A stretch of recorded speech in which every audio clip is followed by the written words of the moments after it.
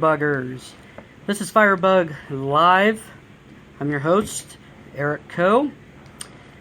Guys, I want to be the first to apologize for not broadcasting a little sooner. We've had a lot of things happening with starting up our foundation and, doing some other things. And I want to be the first to apologize for not keeping a broadcast sooner than normal. Hopefully 2016 we'll be able to broadcast a lot more current, weekly, whatever it takes. Speaking of foundation, we've opened up foundation, Operation PTSD Rescue Foundation, and our foundation goes out to first responders. We help them get treatments, get therapy for their PTSD when their insurance doesn't cover mental health therapy, or the first responder may not have insurance. They can call the foundation. We're going to be able to call their local therapist, pay for a few sessions, and get them started in the process.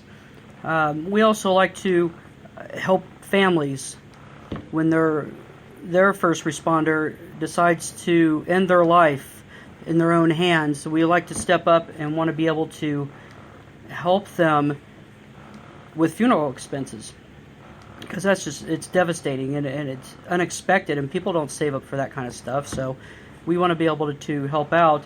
And the way you guys can help out, you can always go to our Facebook page and look up Operation PTSD Rescue. Click on Shop, and we have a ton of goodies on there for Christmas that companies have graciously donated to us so we can sell to raise our money for our causes. Go on there, pick out what you like. We'll get that sent right out to you. And also, you can look on our Facebook page, Operation PTSD Rescue, and you'll see we have some fundraising campaigns going on there. You can click on one of those campaigns, and if you don't want to buy anything, click on there and make a contribution that way. The other part of our of our broadcast today, we're going to talk about the first responder in 2015.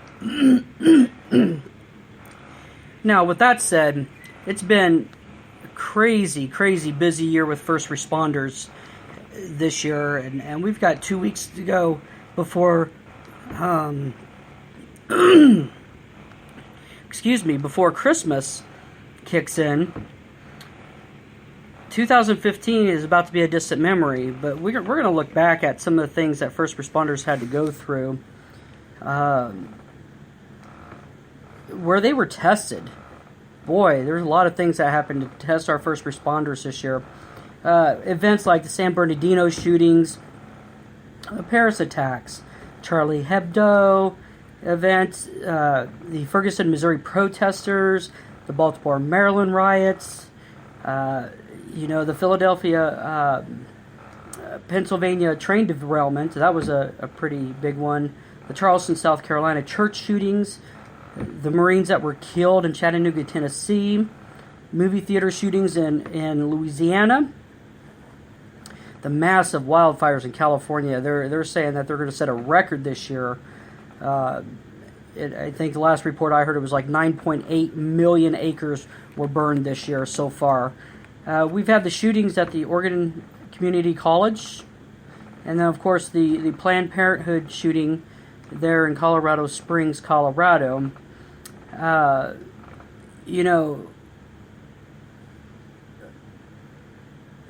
first responders this year have been under so much stress, so much scrutiny. Not only are these guys and gals working overtime, they're losing sleep, not eating properly, not being with their families, or not even have time to process anything. The first responders, they've seen their own either gunned down by criminals, killed in accidents, die of natural causes, or die by their own hands. Oh yeah, and let's not forget this. We've got this presidential race and the holidays. So throw all these things on there, and it could be a massive stressor on first responders. And it can hit anybody. Nobody's immune to this. I don't care if you're a chief, a seasoned professional, a rookie. Stress doesn't have a prejudice. It doesn't care who you are. It doesn't matter about your skin color, your age, your sex, your religious belief, your political views. All it cares about is taking you out. And it makes you think that you can't handle the job or the events or even coworkers at times. It loves to see you numb. It's telling you to drink more alcohol, do more drugs, get more angry at the society and at the situations. It wants you to have more anxiety, anything to make you second guess yourself. Eventually, the stress is going to get in your head and it's not going to leave. Therefore, you're going to develop nightmares, flashbacks, cold sweats, lack of sleep, hypervigilance, just to name a few. These things will overcome your life. So what are you going to do about it? What are your fellow brothers and sisters going to do about it? Let me tell you something. This is what you're going to do. You're going to get help. You're going to call a psychologist, a psychiatrist, a therapist, or counselor and start getting help without the stigma attached. You're going to go to your fellow brothers and sisters, talk to them, and they're going to listen. You're going to go and check on other brothers and sisters. Because you may be doing fine, but there's somebody out there who's not. And what you're not going to do, you're not going to take your own life.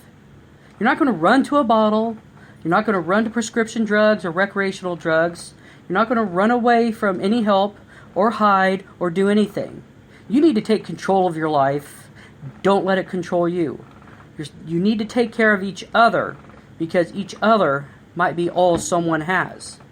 Now, with all this said, guys, chiefs, and your higher ups, stop with the good old boys club, or stop with the we're firefighters, we're tough, we don't have issues, garbage. Okay, we're in a different world, we're in a different society. The brain makeup, the DNA and the chemicals in the brain are so much more different now than they were 20, 30, 40, 50 years ago. So chiefs, you guys are responsible for your crew. You're responsible to step up and talk to your crew, talk to your team, and get to know them. Get inside of their head. Know what their triggers are. Know what's going on. If you guys don't have a critical incident stress debriefing team, you got to get one. I don't care if it's a local psychologist that can come in and talk to you guys, or a licensed therapist, whatever. Get it done. Don't let these brothers and sisters leave going home feeling numb and feeling lost and hopeless. Guys, Christmas is all about Jesus Christ. The man gave up his own life for all of us. We sacrifice our lives to go help others as well. But we don't want to help our own. It's time to stop doing that. You're not babies. You're not needy. You need to just get out there and be that family for somebody. Because their home life might not be the greatest in the world, and all they have is their work, their brothers and sisters. Get to them, love one another, and help everybody come home and be at home and not be in the grave. Guys, take care of each other, love one another, have a Merry Christmas and a Happy New Year. And let's knock down these statistics. Again, guys, you can go to our website, go to Facebook, Operation PTSD Rescue, click on shop, find some goodies on there, buy them, for somebody for Christmas this year, or if there's a birthday coming up, and those funds will all help the causes that I spoke about at the beginning of the broadcast. Take care of each other, guys. Fade to black.